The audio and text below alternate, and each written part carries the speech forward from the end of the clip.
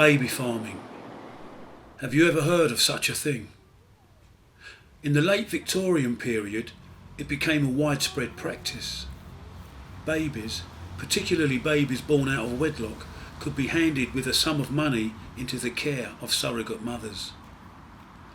Back then, society deemed single parent situations shameful. Anybody, including the criminal minded, could advertise themselves as an adoption service. The child abuse stories from this era are off the scale. In 1861, the Times newspaper reported that 250 infants were suffocated and 150 more recorded as found dead, many of which were discarded like rubbish onto the streets.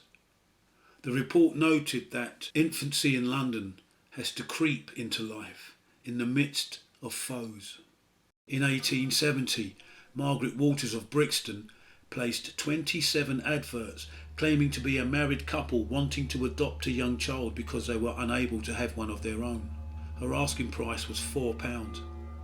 Police Sergeant Richard Relf is on record as the first person to specialise investigations into child disappearances and deaths in London. He already had 18 cases on his books when he answered one of Margaret Waters' adverts. He visited her house and found 5 malnourished babies. Nearby to the babies, he found a bottle of laudanum, which is a mix of opium and alcohol commonly used at the time to sedate small children. The babies were taken away to a workhouse where they all died. Waters was hung at Horsemonger Lane Jail on October the 11th, 1870. In 1896, a young unmarried mother named Florence Jones answered an advert offering adoption for £5 cash. Florence met up with a woman outside Charing Cross train station. The woman introduced herself as Mrs. Hewitson. They travelled together to an address in Hammersmith. Florence didn't have the full asking price, so she gave Mrs. Hewitson her child Selina and £3. A couple of days later she went back to the house in Hammersmith with the outstanding £2. But Mrs. Hewitson had moved on without leaving a forwarding address. Florence contacted the police, who were unable to help. A few days later, a child's body washed up on the banks of the Thames at Battersea. Mrs. Hewitson sent a preemptive letter to the police saying that she'd read about the dead baby. She admitted taking custody of the child, but insisted that she had sold her on to a woman in Croydon. The police traced the letter back to a woman named Ada Chard Williams. Chard Williams was found guilty of murder at the Old Bailey, and on the 6th of March 1900 she became the last woman to be hanged at Newgate Prison. The police suspected her of many more child murders. In the late 1800s, 29-year-old Annie Waters ran an adoption house in Finchley. She offered unmarried mothers a safe place for childbirth and secure homes for their unwanted babies. Yet whenever a child was handed over, Waters would immediately pass it to her friend, 54-year-old Amelia Sachs, who would administer an overdose of chlorodyne. The child's body would then be thrown into the Thames or buried among rubbish. The scheming couple's ploy began to unravel when Waters took one of the babies back to her private lodgings. She introduced the child as a girl to her landlord, a policeman. The policeman's wife offered to change the baby's nappy and realised that it was in fact a boy. Their suspicions were raised even further when the little boy disappeared. Waters told them that the child had died while sleeping. A couple of months later, she brought another baby home, and when that baby was found dead in South Kensington, the policeman arrested her. Waters made a full confession, and detectives were able to locate several more dead bodies. They found enough items of child's clothing to suggest at least 20 victims. On the 3rd of February 1903, Amelia Sachs and Annie Waters became the first women to be hanged at Holloway Prison. Theirs was the last ever double female hanging in Britain. Sachs collapsed out of fear on her way to the gallows and had to be assisted. Waters' last words before the drop were, "Goodbye, Sax." Nobody embodied the heartless, dark side of the Victorian era more than Amelia Dyer. Born Amelia Hobley in 1836, she learned to read and write at an early age. She also developed a love of poetry, but her childhood was turned upside down by her mother's enduring mental illness. Young Amelia grew up witnessing violent fits and seizures. She eventually trained as a nurse and married George Thomas of Bristol. While training as a nurse, she befriended a midwife named Ellen Dane, who introduced her to baby farming. Dyer opened her house as a lodging place where, for a negotiable price, unmarried mothers could give birth to their babies. She assured the young mothers that their babies would be forwarded to caring homes. But after the mothers had moved out of the house, the infants were drugged and neglected. In 1869, George Thomas died, leaving Amelia with a young daughter. She placed several advertisements offering nursing and adoption. The wholesale drugging and neglect continued.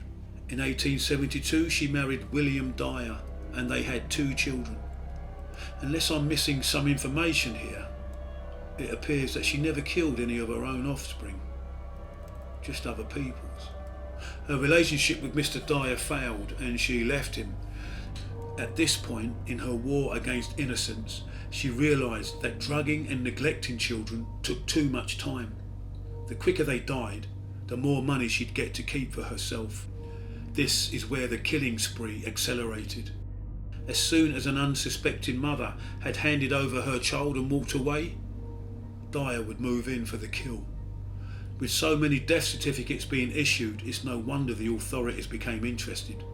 In 1879, Amelia Dyer was arrested and charged with neglect. She received 6 months hard labour. While in prison, her mental state deteriorated. Shortly after being released, she attempted suicide by drinking poison, which led to a spell in a lunatic asylum. In 1890, Dyer, gripped by opium addiction, killed the baby daughter of a private teacher. The teacher alerted the authorities, but Dyer suffered another mental breakdown and avoided questioning. Suspicions arose that Dyer faked mental illness, having learned how to behave by watching her mother's fits. Yet more suicide attempts followed, and yet more child murders. Her preferred method was strangulation using white dressmaker's tape. To avoid all the bother and suspicion raised by the issuing of death certificates, the bodies were usually dropped into the Thames. She advertised widely using various different names and addresses. Neighbours at one address stated that they saw 6 children a day being brought to her. In 1896, she adopted little Doris Marmon for a £10 cash fee. Doris's unmarried mother had answered an advert placed by Dyer, who masqueraded as a loving couple in need of a child to complete a happy home. Doris was taken to 76 Mayo Road, Willesden, and strangled with dressmaker's tape. The following day, Dyer took custody of another baby, Harry Simmons. Having run out of tape, she removed the length from baby Doris's neck and used it to kill him. A month later, a bargeman pulled a dead baby out of the Thames at Reading. The body, with white tape around the neck, had been wrapped in paper, and on that paper a faint name and address. The name turned out to be one of Dyer's aliases, and the address led detectives straight to her. They arrested Dyer on April the 4th, 1896. The detectives who entered her home remarked that it smelled unmistakably of death. While she sat under arrest, 6 more bodies turned up floating in the Thames, each one with white dressmaker's tape around the neck. The new resident of a house once occupied by Dyer found the skeletons of 5 small children buried in the garden. It is estimated that over a period of 30 plus years, Amelia Dyer killed 400 children. She was tried at the Old Bailey and found guilty of 6 murders. To kill time in the condemned cell, she filled 5 exercise books with further confessions. On the night before her execution, a chaplain visited her to ask if she had anything else to get off her chest before she died. She gave him the 5 exercise books and said, "Isn't this enough?"